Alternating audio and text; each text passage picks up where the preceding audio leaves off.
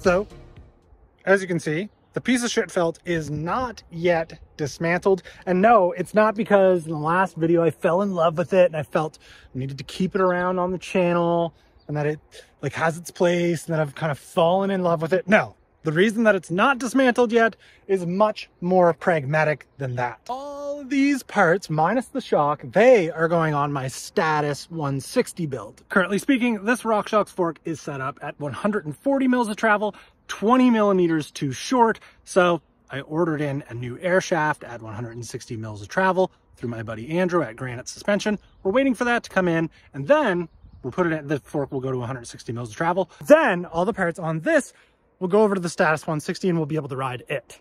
But that actually works out pretty good because videos with this bike actually perform pretty well. And having it together for at least one more episode affords me the opportunity to be a little bit more clear than maybe I was in the conclusion video of this thing based on the comments that I got with it. See, in the last episode, we pitted the felt against my Poseidon Norton Hardtail and this Polygon Siskiyou T7E.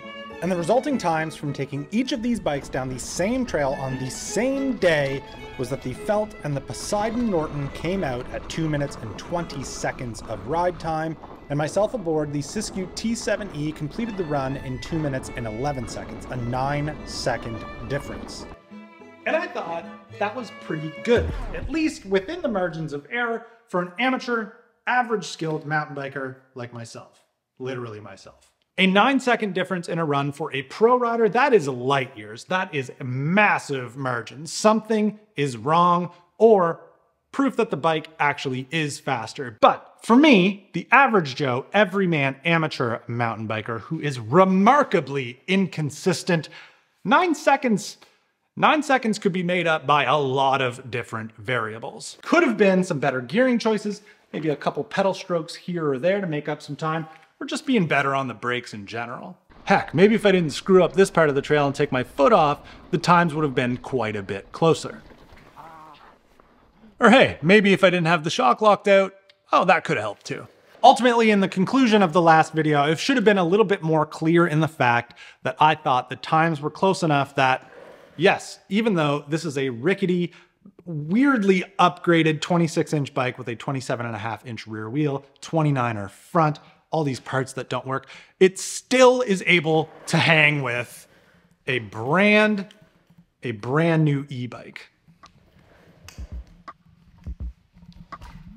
So, because it's still together, and despite my hatred for the felt on a superficial level, I wanted to give it a chance to try and prove itself by PRing 3 segments on my local trails at the farm at Topsail Lake. The first segment is named Free Range, which involves turning right at the top of the trail, heading down this descent into this left-hand berm, which, if you hit correctly, rewards you with some speed and momentum to get over these rocks, and then up a bit of a punchy climb, which once you crest is basically an all-out sprint to get to the gravel road. My current personal record for completing Free Range is 1 minute and 47 seconds. The second segment of interest is called T to Road. It involves a lot of flat turn switchbacks where you really need to trust your tires, a feature through some narrow trees, and then a couple of somewhat off-camber, a little bit rooty sweeping right-hand turns before you enter these quick little S's, and then an all-out sprint to get to the road, just like Free Range.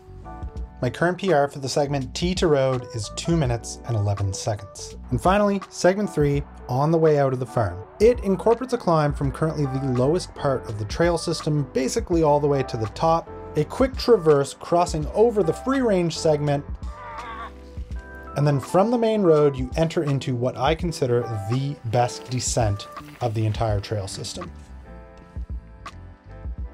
Currently, my personal record for this segment is 3 minutes and 11 seconds, and unfortunately, I did do it on the e-bike.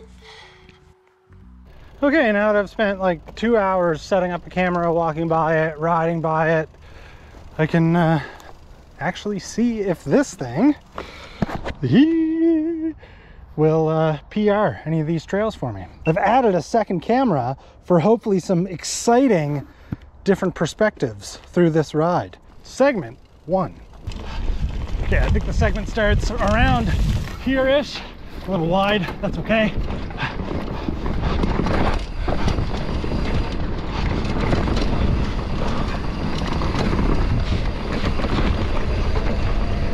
Brake late, brake late. Good. Oh, pretty good, pretty good. Oh yeah. Carry speed through here. The tree is scary, but whatever. Oh, got a little loose. So you do lose some speed here, but that's okay. Stay left, left, left, jump back.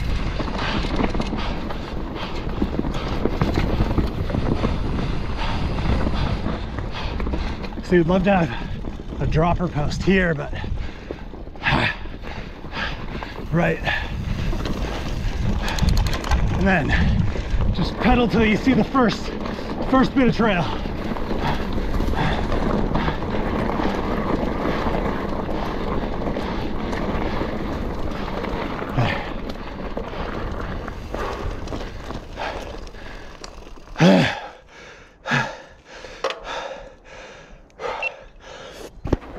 Okay, let's go do the second one.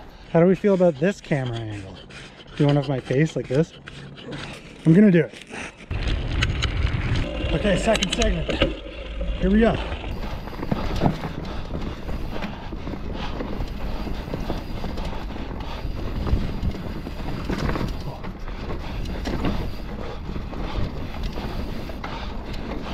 Bit of a climb, just a punchy little climb.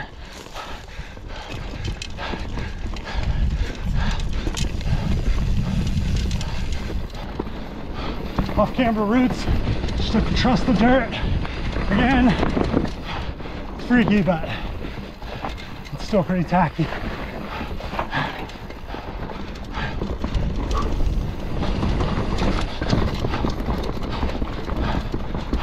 Oh, I wish I had a dropper post right now, again. Having a dropper post right now, man. Oh.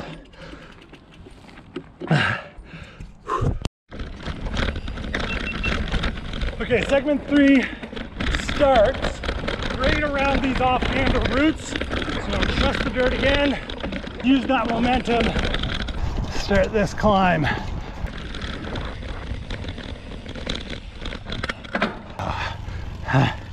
It would be nice to have somewhere to sit.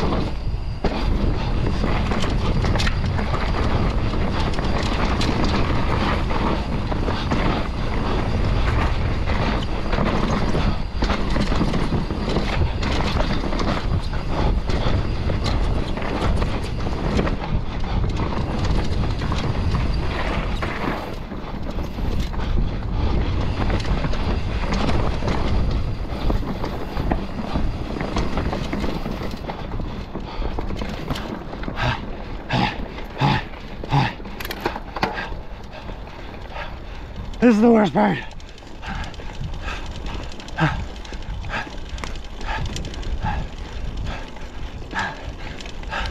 I don't know where it ends. Wow, self-shot mountain bike content. Isn't that just the worst thing to endure? All right, results. First segment called Free Range, my fastest personal record time on it, 1 minute and 47 seconds.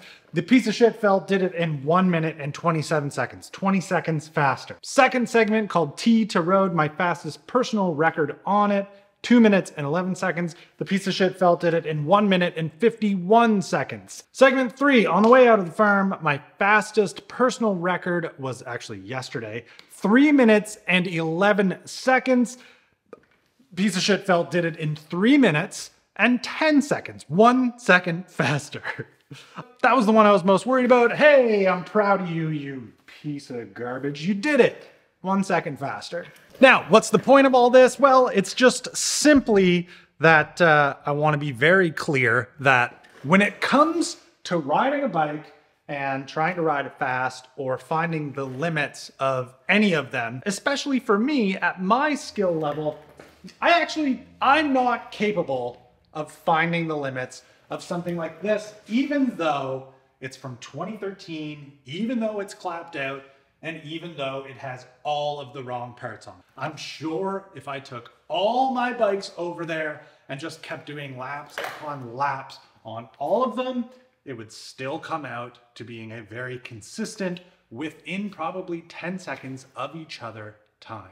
So because I know every bike that has come out from like 2005 until now is more bike than I can ever use, my main focus is having a bike that I like the look of, that gets me excited to go ride. And unfortunately for the felt, it doesn't do it for me.